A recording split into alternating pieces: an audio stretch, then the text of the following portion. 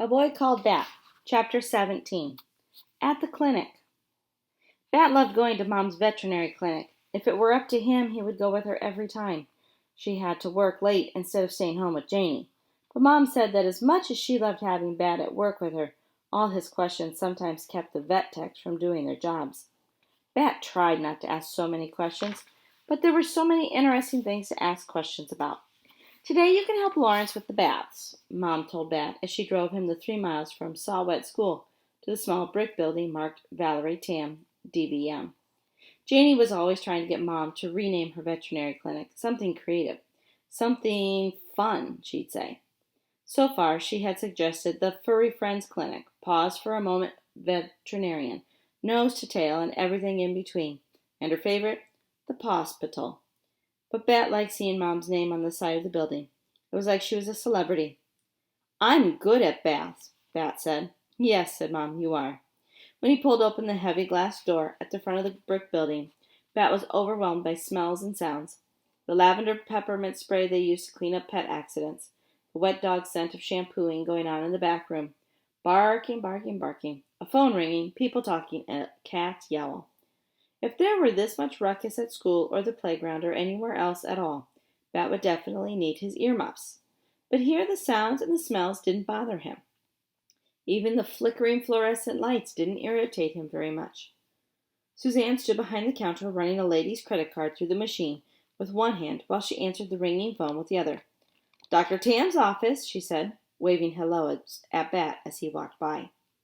He waved back, but he didn't say anything because he didn't want to bother her. It used to be that he didn't notice people if they were busy with other things, but he was way better now. At least he usually was. An old lady, old like a grandmother, sat on a bench in the waiting room. She held a box on her lap. Bat stopped in front of her. "What kind of animal do you have in that box?" "It's my cat, Pickles," the lady said. "He's not feeling 100%. "What are his symptoms?" Bat asked. "Are you the veterinarian?" the lady asked. "No," said Bat, "not yet." "Ah," said the lady. "Well, he has indigestion, and he hasn't been very hungry lately." There were lots of things that could be. Bat looked up at his mom, who stood next to him and listening. She shrugged. "I'll have to examine Pickles to know what's wrong," she said. Then she turned to the lady. "I'll see you and Pickles in just a minute or two." "I hope Pickles feels better soon," Bat said. Then he followed Mom through the door that separated the waiting room from the back and watched as she took her white coat from its hook. She put it on, and then Mom was Dr. Tam, a veterinarian, better than a superhero. One day Bat would also have a jacket just like Mom's. It would be white, it would have 5 buttons, and it would have the words Dr. Tam, DVM, embroidered just above his heart. Of this, Bat was 99.9% sure, because that was as sure as you could be about anything. "I've got to see patients," Mom said. "You stay close to Lawrence and be a help, okay?" "Hey, Bat Boy, what's up?" Lawrence was the only person who called Bat Boy. "Mom rescued a skunk kit, and we're raising it.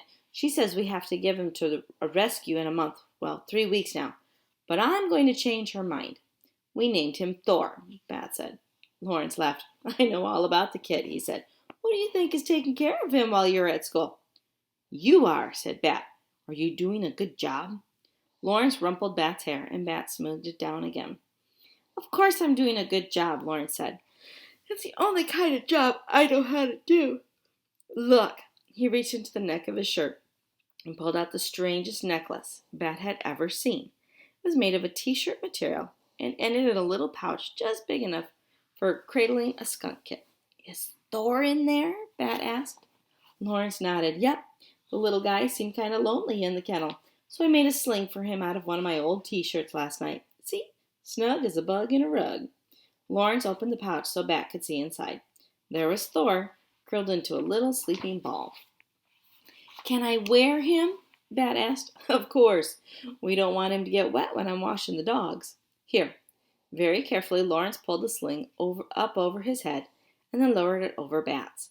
But the sling, which had barely reached Lawrence's chest, sank all the way to Bat's belly button. "We can fix that," said Lawrence, and he looped the fabric into a knot behind Bat's neck to shorten the sling. "Here," he said. "Now you're a marsupial bat." "There are no marsupial bats." Bat said. Marsupial infants need to have strong arms and claws to climb into their mother's pouch. Bats have wings. Bat peered into the pouch to see if Thor had been disturbed by the movements, but the kit was still fast asleep. He's got more fur than he had this morning, Bat said. I can see the black and white growing in. They grow up so fast, Lawrence said. You seem bigger than the last time I saw you, too. Not you, said Bat, closing up the pouch and tucking it into his shirt. You're already all the way big. Lawrence grinned. If I get any bigger, I'll have to buy special order shoes. I already wear the biggest size the shoe store sells. Good thing you're not too old to grow, Bat said. Good thing indeed, said Lawrence. Then he said, Thor is a great name, Bat. Did you come up with it? No, said Bat. Janie did.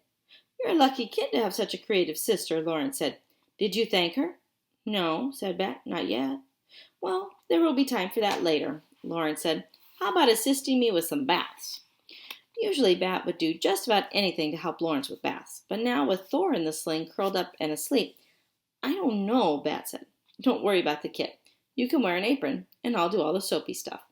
Lawrence draped a green apron around Bat's neck. Bat tried to make sure that it wasn't pressing too tight against the sling as Lawrence tied the waist straps. All good? I can't tell if Thor is still breathing, Bat said. Maybe it's too tight. Lawrence untied the strap, and Bat took off the apron. He pulled open the sling and peered inside. There was Thor, still tightly curled into a little ball, still fast asleep. He's okay, sighed Bat. Lawrence patted Bat's shoulder. Maybe you could just keep me company today. How does that sound, Bat boy? Better, said Bat. I can supervise. Good idea, Lawrence said. You can tell me when I use too much soap. That's easy, said Bat, following Lawrence into the holding room, where dogs waited in separate kennels for their baths. You always use too much soap. Bat climbed up on a counter across from the big silver wash basin and watched as Lawrence bent down to open the far kennel. He scooped up a shaggy white poodle who didn't look very happy about what was about to happen. You're okay, Jeff, Lawrence said. He was using his soothing voice, calm and deep. Jeff is a funny name for a poodle, Bat said. Well, Bat's a funny name for a kid, Lawrence answered, setting Jeff into the wash basin before smiling at Bat. Bat smiled back. Then Lawrence got to work slipping Jeff's head into a restraint so he couldn't jump out of the tub, then turning on the faucet and running his hand under the water to check its temperature before he started spraying down the dog. That's a new restraint, isn't it? Bat asked.